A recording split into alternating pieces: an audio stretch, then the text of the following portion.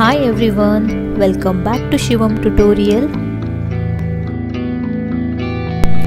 ಇವತ್ತಿನ ವಿಡಿಯೋದಲ್ಲಿ basic accounting terminologies ಬಗ್ಗೆ ನೋಡ್ತೀವಿ. ಇದು ಪಾರ್ಟ್ ಸೆಕೆಂಡ್ನ ವಿಡಿಯೋ ಆಗಿರುತ್ತೆ.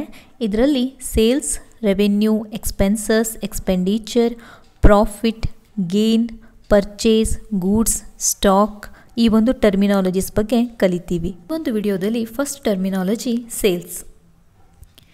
Sales is a transaction between two or more parties in which the buyer receive goods or services in exchange for money. ಹಾಗಂತ ಅಂದರೆ sale ಅನ್ನೋದು ಕೂಡ ಒಂದು ಟ್ರಾನ್ಸಾಕ್ಷನ್ ಆಗಿರುತ್ತೆ, ಅಂದರೆ ಇಲ್ಲಿ ಮನಿ ಎಕ್ಸ್ಚೇಂಜ್ ಆಗುತ್ತೆ ಅಂತ ಆಯಿತು. ಸೊ ಇದು ಇಬ್ಬರ ಮಧ್ಯೆ ನಡೆಯುವಂಥ ಒಂದು ಟ್ರಾನ್ಸಾಕ್ಷನ್ ಆಗಿರುತ್ತೆ.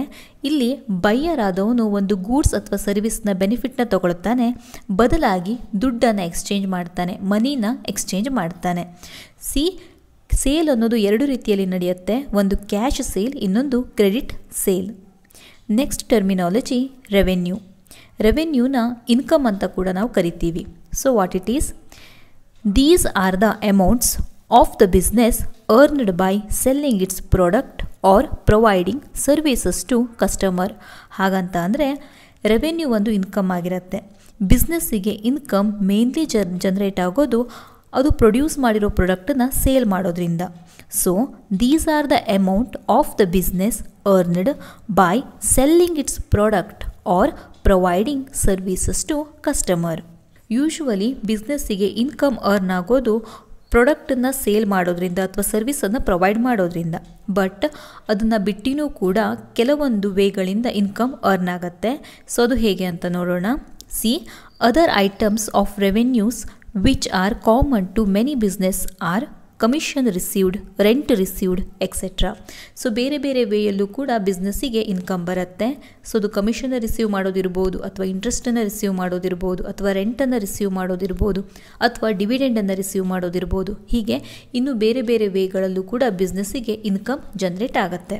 ಅದಕ್ಕೆ ನಾವು ರೆವೆನ್ಯೂ ಅಂತ ಕರಿತೀವಿ, ಅಥವಾ ಇನ್ಕಮ್ ಅಂತಲೂ ಕೂಡ ಕರಿಬಹುದು. Next terminology expenses.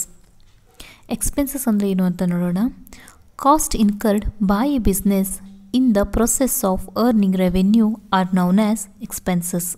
ಹಾಗಂತ ಅಂದರೆ ರೆವೆನ್ಯೂವನ್ನು ಅರ್ನ್ ಮಾಡೋ ಟೈಮಲ್ಲಿ ಆಗುವಂತಹ ಕಾಸ್ಟ್ಗಳಿಗೆ ನಾವು ಎಕ್ಸ್ಪೆನ್ಸಸ್ ಅಂತ ಹೇಳಿ ಕರಿಬಹುದು. For example, rent paid, wages paid, salary paid, lighting and water charges paid, telephone charges paid, ಇವೆಲ್ಲವೂ ಕೂಡ ಎಕ್ಸ್ಪೆನ್ಸಸ್ ಅಂತ ಕನ್ಸಿಡರ್ ಆಗುತ್ತೆ. ಇವೆಲ್ಲವೂ ಕೂಡ ನಮಗೆ ರೆವೆನ್ಯೂವನ್ನು ಅರ್ನ್ ಮಾಡಲಿಕ್ಕೆ ಹೆಲ್ಪ್ ಮಾಡುತ್ತೆ. ಸೊ ಇದನ್ನು ನಾವು ಎಕ್ಸ್ಪೆನ್ಸಸ್ ಅಂತ ಕನ್ಸಿಡರ್ ಮಾಡ್ಕೊಳ್ತೀವಿ. Next expenditure.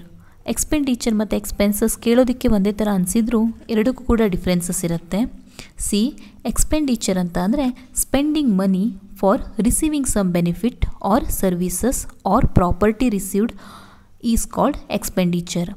ಎಕ್ಸ್ಪೆನ್ಸಸ್ ಅನ್ನೋದು ಸ್ಮಾಲ್ ಅಮೌಂಟಲ್ಲಿ ಇರುತ್ತೆ, ಎಕ್ಸ್ಪೆಂಡಿಚರ್ ಅನ್ನೋದು ಹ್ಯೂಜ್ ಅಮೌಂಟಲ್ಲಿ ಇರುತ್ತೆ ಅಂತ ನಾವು ಹೇಳ್ಬೋದು.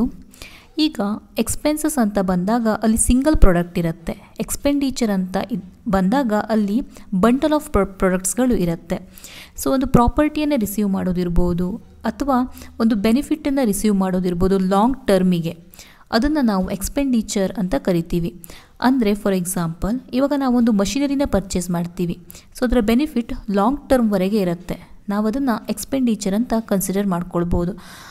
ಅದೇ ರೀತಿಯಲ್ಲಿ ಯಾವುದಾದ್ರೂ ರೀತಿಯ ಪ್ರಾಪರ್ಟಿ ಅಂದರೆ ಲ್ಯಾಂಡ್ ಇರ್ಬೋದು, ಬಿಲ್ಡಿಂಗ್ ಇರ್ಬೋದು, ಇದನ್ನು ನಾವು ಪರ್ಚೇಸ್ ಮಾಡ್ತೀವಿ.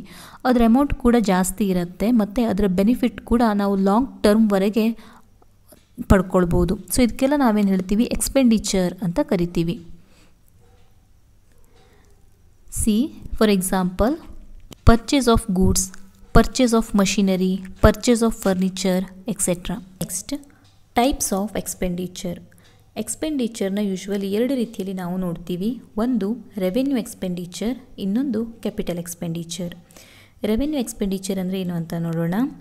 If benefit of expenditure is exhausted within 1 year. ಅಂದರೆ ನಾವೇನಕ್ಕಾದರೂ ದುಡ್ಡನ್ನು ಸ್ಪೆಂಡ್ ಮಾಡಿ ಅದರಿಂದ ಬರೋ ಬೆನಿಫಿಟನ್ನು ನಾವು 1 ವರ್ಷದವರೆಗೆ ಅನುಭವಿಸಿದರೆ ನಾವು ಅದಕ್ಕೆ ರೆವೆನ್ಯೂ ಎಕ್ಸ್ಪೆಂಡಿಚರ್ ಅಂತ ಕರಿತೀವಿ. ಇನ್ನು ಕ್ಯಾಪಿಟಲ್ ಎಕ್ಸ್ಪೆಂಡಿಚರ್ ಅಂತ ಅಂದರೆ benefit of expenditure last for more than A year. ಅಂದರೆ ನಾವು ದುಡ್ಡನ್ನು ಸ್ಪೆಂಡ್ ಮಾಡ್ತೀವಿ, ಆದರೆ 1 ವರ್ಷಕ್ಕಿಂತ ಜಾಸ್ತಿ ಅದರ ಬೆನಿಫಿಟ್ ನಮಗೆ ಸಿಗುತ್ತೆ.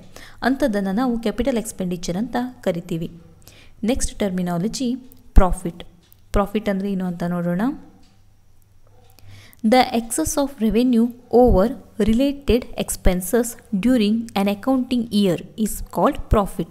ಹಾಗಂತ ಅಂದರೆ ಎಕ್ಸಸ್ ಆಫ್ ರೆವೆನ್ಯೂ ಜಾಸ್ತಿ ಇರೋದು ಯಾವುದಕ್ಕೆ ರಿಲೇಟೆಡ್ ಆಗಿ, ಎಕ್ಸ್ಪೆನ್ಸಸ್ಸಿಗೆ ರಿಲೇಟೆಡ್ ಆಗಿ. ಅಂದರೆ ಎಕ್ಸ್ಪೆನ್ಸಸ್ ಕಡಿಮೆ ಇದ್ದು ರೆವೆನ್ಯೂ ಜಾಸ್ತಿ ಇದ್ದರೆ ಅಥವಾ ಇನ್ಕಮ್ ಜಾಸ್ತಿ ಇದ್ದರೆ ನಾವು ಅದಕ್ಕೆ ಪ್ರಾಫಿಟ್ ಅಂತ ಹೇಳಿ ಕರಿತೀವಿ.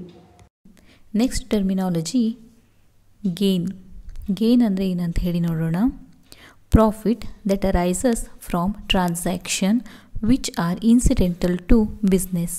ಹಾಗಂತ ಅಂದರೆ ಪ್ರಾಫಿಟ್ ಅರೈಸ್ ಆಗುತ್ತೆ, ಬಟ್ ಅದು ಬಿಸ್ನೆಸ್ಸಿಗೆ ಇನ್ಸಿಡೆಂಟಲ್ ಆಗಿರುತ್ತೆ, ಅಂದರೆ ಪದೇ ಪದೇ ಬರೋದಿಲ್ಲ, ಅಪರೂಪಕ್ಕೆ ಬರುವಂಥದ್ದು ಅಂತ. For example sale of fixed asset. Sale of fixed asset ಅಂತ ಅಂದರೆ ಈಗ ಯಾವುದಾದ್ರೂ ಒಂದು ಮಷಿನರಿನಿರ್ಬೋದು ಅಥವಾ ಯಾವುದಾದ್ರೂ ಒಂದು ಫರ್ನಿಚರ್ ಇರ್ಬೋದು, ಇದನ್ನು ಸೇಲ್ ಮಾಡಿದಾಗ ಏನು ಅಮೌಂಟು ನಮಗೆ ಪ್ರಾಫಿಟ್ ನಾವು ರಿಸೀವ್ ಮಾಡ್ತೀವಿ ಅದನ್ನು ಗೇನ್ ಅಂತ ಹೇಳಿ ಕರಿತೀವಿ. ಯಾಕೆ ಇದನ್ನ ಗೇನ್ ಅಂತ ಹೇಳಿ ಕರೀತಾರೆ ಅಂತ ಅಂದರೆ ಇದು ಪದೇ ಪದೇ ಬಿಸ್ನೆಸ್ಸಿಗೆ ಬರೋದಿಲ್ಲ, ಎಲ್ಲಾದರೂ ಅಪರೂಪಕ್ಕೊಂದೊಂದು ಸಲ ಬಿಸ್ನೆಸ್ಸಿಗೆ ಬರುತ್ತೆ. ನೆಕ್ಸ್ಟ್ ಟರ್ಮಿನಾಲಜಿ ಪರ್ಚೇಸ್ ಅಂದರೆ ಏನು ಅಂತ ಹೇಳಿ ನೋಡೋಣ. Purchases are total amount of goods procured by business for use or sale. ಹಾಗಂತ ಅಂದರೆ ಬಿಸ್ನೆಸ್ಸು ಪರ್ಚೇಸ್ ಮಾಡುವಂಥದ್ದು ಏನನ್ನು, ಗೂಡ್ಸನ್ನು. ಯಾಕೆ ಪರ್ಚೇಸ್ ಮಾಡ್ತದಂತ ಅಂದರೆ ಒಂದು ಬಿಸ್ನೆಸ್ ಅದನ್ನು ಸೇಲ್ ಮಾಡೋದಕ್ಕಿರ್ಬೋದು, ಇಲ್ಲ ಅಂತಂದರೆ ಬಿಸ್ನೆಸ್ಸಲ್ಲಿ ಕೆಲವು ಸ್ವಂತಕ್ಕೆ ಯೂಸ್ ಮಾಡ್ಕೊಳ್ಳಿಕ್ಕಿರ್ಬೋದು. ಹಾಗೇನಾದರೂ ಅದು ಗೂಡ್ಸನ್ನ ಪರ್ಚೇಸ್ ಮಾಡಿಕೊಂಡ್ರೆ ಅದಕ್ಕೆ ಪರ್ಚೇಸ್ ಅಂತ ಹೇಳಿ ಕರಿತೀವಿ. ಗೂಡ್ಸನ್ನು 2 ರೀತಿಯಲ್ಲಿ ಪರ್ಚೇಸ್ ಮಾಡ್ಬೋದು. ಒಂದು ಕ್ಯಾಶ್ ಪರ್ಚೇಸ್, ಇನ್ನೊಂದು ಕ್ರೆಡಿಟ್ ಪರ್ಚೇಸ್. ಕ್ಯಾಶ್ ಪರ್ಚೇಸ್ ಅಂತ ಅಂದರೆ ಇಮಿಡಿಯೇಟ್ಲಿ ಕ್ಯಾಶನ್ನು ಪೇ ಮಾಡುವಂಥದ್ದು. ಕ್ರೆಡಿಟ್ ಪರ್ಚೇಸ್ ಅಂತ ಅಂದರೆ ನಂತರದ ದಿನಗಳಲ್ಲಿ ಕ್ಯಾಶನ್ನು ಕೊಡುತ್ತೆ ಅಂತ ಹೇಳಿಕೊಂಡು ಗೂಡ್ಸನ್ನು ಪರ್ಚೇಸ್ ಮಾಡುವಂಥದ್ದು. ನೆಕ್ಸ್ಟ್ ಟರ್ಮಿನಾಲಜಿ ಏನಿದೆ ಅಂತ ನೋಡೋಣ. Goods it refers to the product which the business is dealing. ಹಾಗಂತ ಅಂದರೆ ಬಿಸ್ನೆಸ್ ಯಾವ ಒಂದು ವಸ್ತುನ ಇಟ್ಕೊಂಡು ವ್ಯವಹಾರ ಮಾಡ್ತಿದೆಯೋ ಅದಕ್ಕೆ ಗೂಡ್ಸ್ ಅಂತ ಹೇಳಿ ಕರಿತೀವಿ. ನೆಕ್ಸ್ಟ್ ಸ್ಟಾಕ್ ಅಂದರೆ ಏನಿದೆ ಅಂತ ನೋಡೋಣ. ಸ್ಟಾಕ್ ಮತ್ತು ಗೂಡ್ಸ್ ಎರಡೂ ಕೂಡ ಸಿಮಿಲರ್ ಅಂತ ಅನಿಸುತ್ತೆ, ಬಟ್ ಇಲ್ಲಿ ಸ್ಲೈಟ್ ಆಗಿರೋ ಒಂದು ಡಿಫ್ರೆನ್ಸಸ್ ಇರುತ್ತೆ.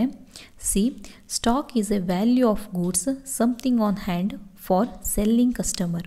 ಅಂದರೆ ಕಸ್ಟಮರ್ಗೆ ಸೆಲ್ ಮಾಡಲಿಕ್ಕೆ ರೆಡಿಯಾಗಿರುವಂಥ ಪ್ರಾಡಕ್ಟಿಗೆ ಸ್ಟಾಕ್ ಅಂತ ಹೇಳ್ಬೋದು. ಸೊ ಈ ಸ್ಟಾಕ್ 2 ರೀತಿಯಲ್ಲಿರುತ್ತೆ, ಒಂದು ಓಪನಿಂಗ್ ಸ್ಟಾಕ್, ಇನ್ನೊಂದು closing stock. Stock is the amount of goods which are laying unsold as the end of an accounting period is called closing stock. ಹಾಗಂತ ಅಂದರೆ ಯಾವ ಒಂದು ಗೂಡ್ಸ್ ಸೇಲ್ ಆಗದೆ ಹಾಗೆ ಉಳ್ಕೊಳ್ಳುತ್ತೋ ಅದಕ್ಕೆ ನಾವು ಕ್ಲೋಸಿಂಗ್ ಸ್ಟಾಕ್ ಅಂತ ಕರಿತೀವಿ. ಅದೇ ಗೂಡ್ಸ್ ನೆಕ್ಸ್ಟ್ ಇಯರಿಗೆ ಓಪನಿಂಗ್ ಸ್ಟಾಕ್ ಆಗಿ ಕನ್ವರ್ಟ್ ಆಗುತ್ತೆ.